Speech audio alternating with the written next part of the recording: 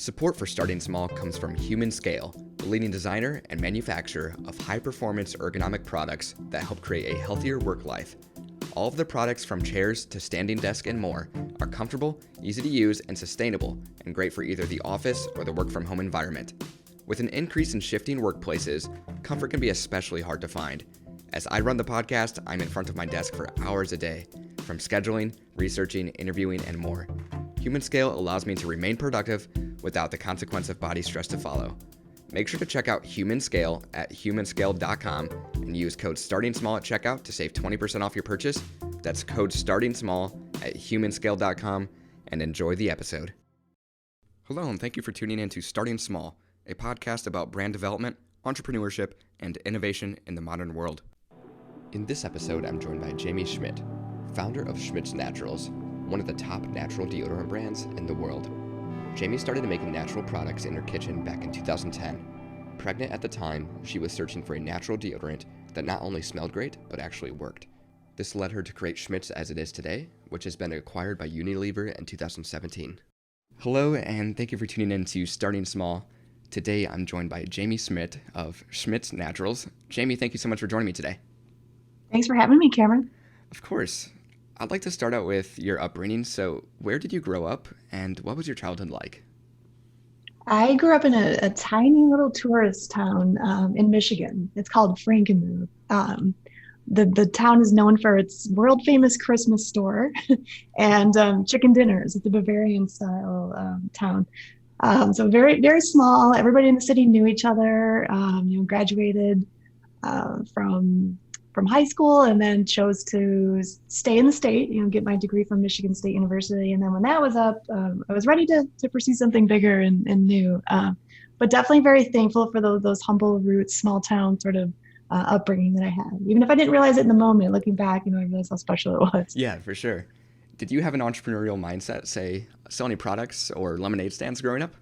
I did. Yeah, it's funny. I didn't have any entrepreneurs in the family.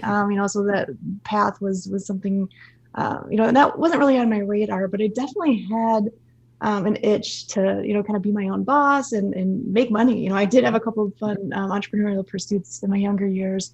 One was a garage sale. Every year we would host at my grandma's house in northern Michigan. And I had my own little table, with my own toys, and I would negotiate prices with the kids in the neighborhood and sell my stuff. And then lemonade stands too. I think most kids can relate. But mine was mine was elevated. I made these little save the date cards with my dad.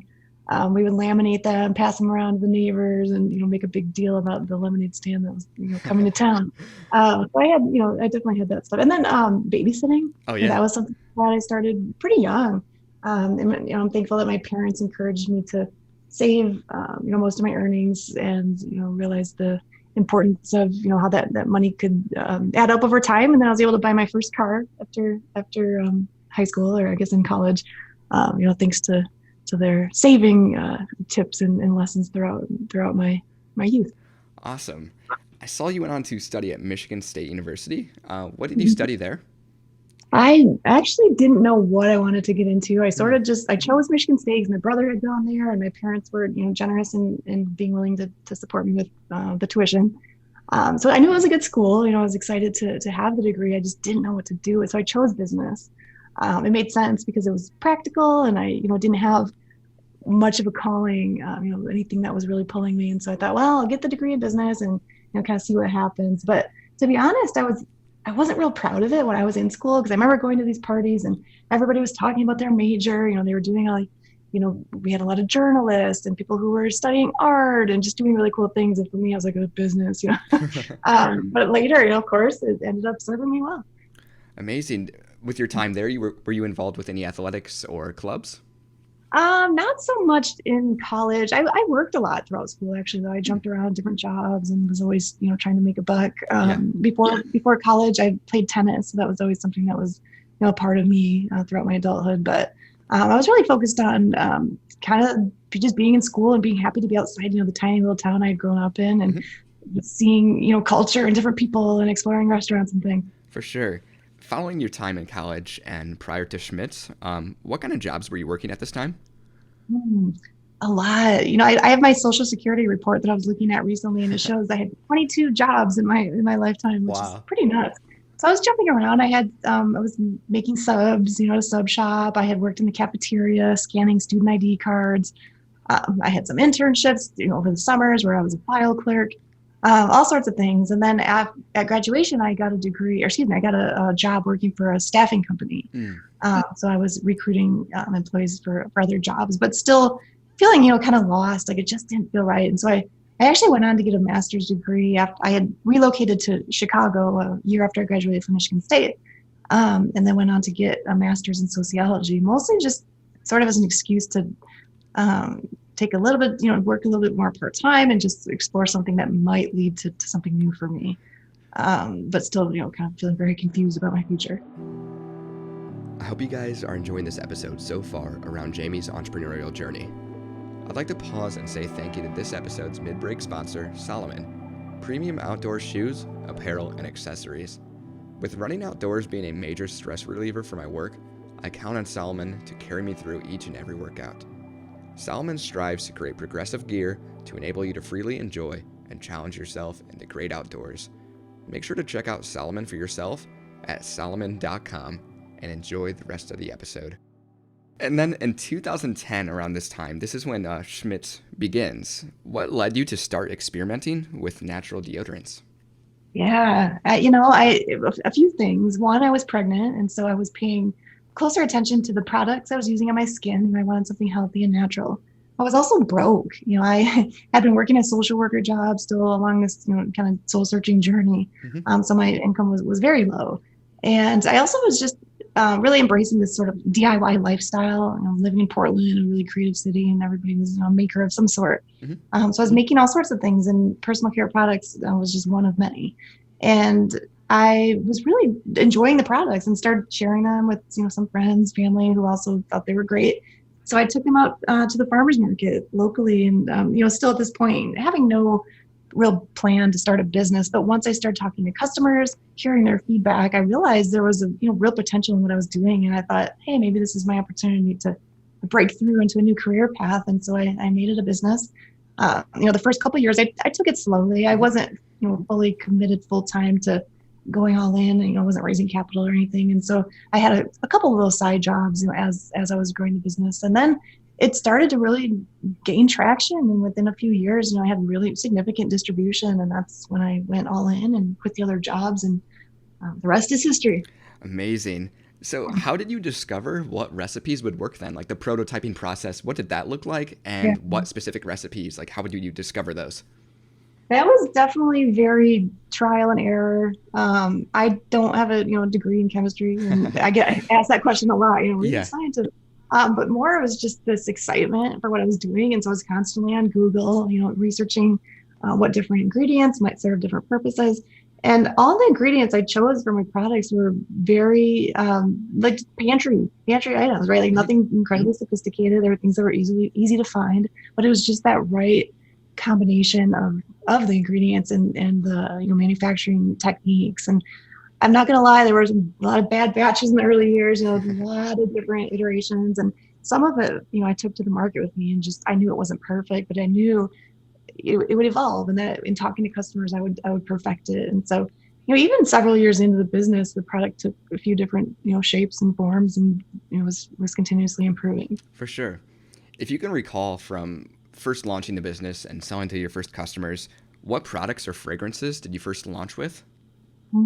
Yeah, I love fragrance. I've always been a big essential oil junkie, and have all sorts of bottles of oils, and but I wanted to create some scents that were different from what was on the market. Mm-hmm. There weren't a lot of natural deodorants on the market at the time anyway, and the ones that were sort of cliche. You find like your lavender scents, and so I was like, oh, there's big opportunity to create some fun, interesting scents. And so I really started with my own intuition, like what I liked and what I thought smelled good. Yeah. And then from there, I started building, with the customer feedback. So it was really a mix of my own personal tastes and getting feedback from customers.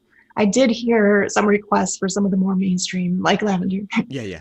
So I did end up incorporating that, but I made it interesting. I combined it with sage to, add another element of level of the fragrance there.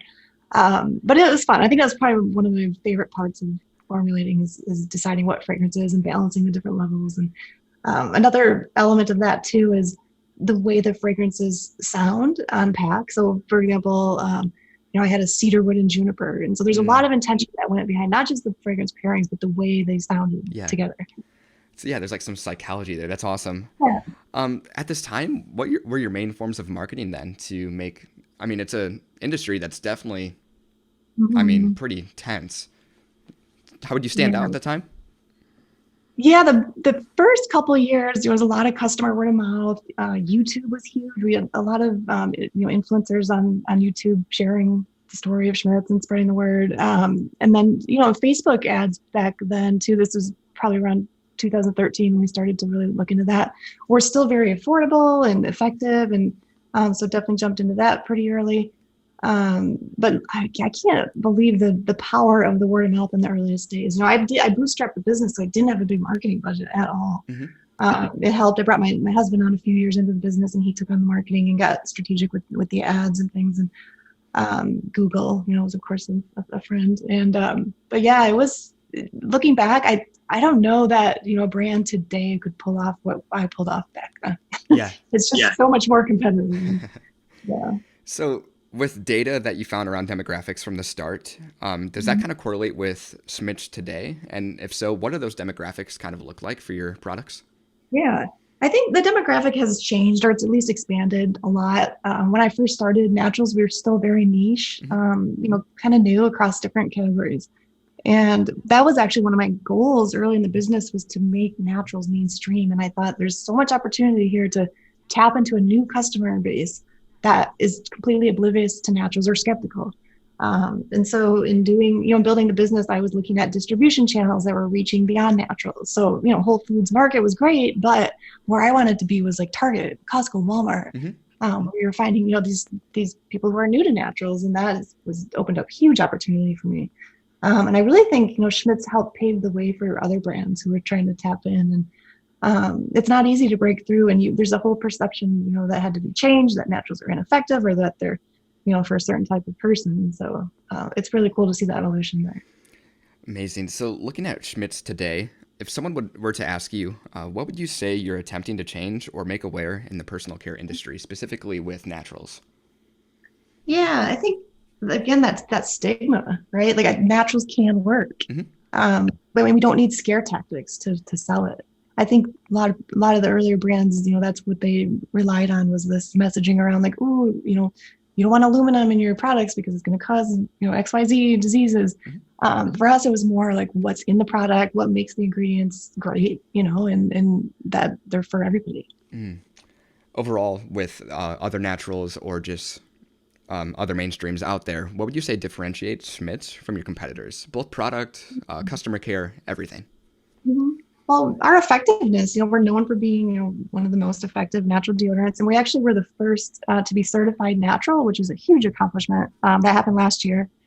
So that's really cool. And that was a nice differentiator for us, because that process is so rigorous. There's a lot that went into vetting, how we source and our materials, and all our operational practices behind the scenes that went into the certification. So we have that. I think the founder stories is definitely a differentiator too. There have been a lot of brands that have come up since Schmidt started, but not many that really started with this, kind of maker scene where I started. And so having, the founder who, one was the target customer, and who just really, built this from nothing but a love for, ingredients and the community. And I think that'll continue to put Schmidts ahead. Having products now in oral care, soap, home care, and of course deodorant, I presume deodorant remains your specialty. If so, what is your top seller today, if you know? Yeah, it's definitely the deodorant. I'm not sure which scent, but if I had to guess, I'd probably say our charcoal magnesium. That one's been a top seller, a big hitter across all age groups, and definitely probably known to be one of the more effective blends. We have several different formulas. There's our original. We have our sensitive skin formula, and we've dabbled in a few other as well. And the charcoal magnesium is probably one of the top sellers for sure. Amazing. Well, this weekend I was actually on a trip with a couple, and the lady pulls out her toiletry kit, and I saw Schmidts actually. She pulled out her deodorant stick, and I was shocked because I knew I was interviewing you this week, and I mentioned that to her. Even though you're in the business for quite some time now, I'm wondering, like, if you still get that feeling, or what is it like to see your products that you've worked so hard for in the wild, on the retail shelves, etc.? It's so cool. It's, it never gets old. One of the first things, I don't even go into stores a whole lot anymore. Yeah. Given that everything's easy to order online. But when I do, like, that's the first aisle that I go down is the deodorant aisle. I want to see Schmidts. I want to see that it's, taken care of on shelf, and that it looks pretty, and that it has good placement, and that, what other brands are coming up around me. And that's really fun. And every time, my son's with me, he takes a picture holding the deodorant. And, my son is 11, and I was pregnant when I started the company. So he's literally been there from day one, and kind of considers himself the co-founder. So it's fun to see him, engaging with the product on shelf too. That's awesome. Well, I like to conclude each episode with this. If you could share one piece of advice with an aspiring entrepreneur, what would that be? Maybe something you've learned or regret? Just anything. Yeah. I think generally just challenge your assumptions. One area where I think that's important is with who your customer is. I think Schmidts is a great example of, we can make this assumption that there's only this type of person who's going to use natural deodorant, but there's so many more customers out there who want and need it. So just, starting niche makes sense, but keep a very open mind about who that might be. But yeah, challenging your assumptions across everything, right? And just being flexible. Don't look too far ahead. I think I made a tweet about this recently I think a lot of founders get stuck by really thinking they have to have this really rigid sort of, 1-year plan, 5-year plan and end goal. But what worked for me was just taking it day at a time and, celebrating each win and, just take a deep breath and keep showing up every day. For sure. Well, Jaime, thank you so much for joining me today. And to the listeners out there, make sure to check out Schmidts at schmidts.com. Thank you. Hey, thank you for listening to this episode of Starting Small. If you would, leave a review on whatever platform you're listening on. Also, follow Starting Small Pod on social platforms to keep up to date on future guests.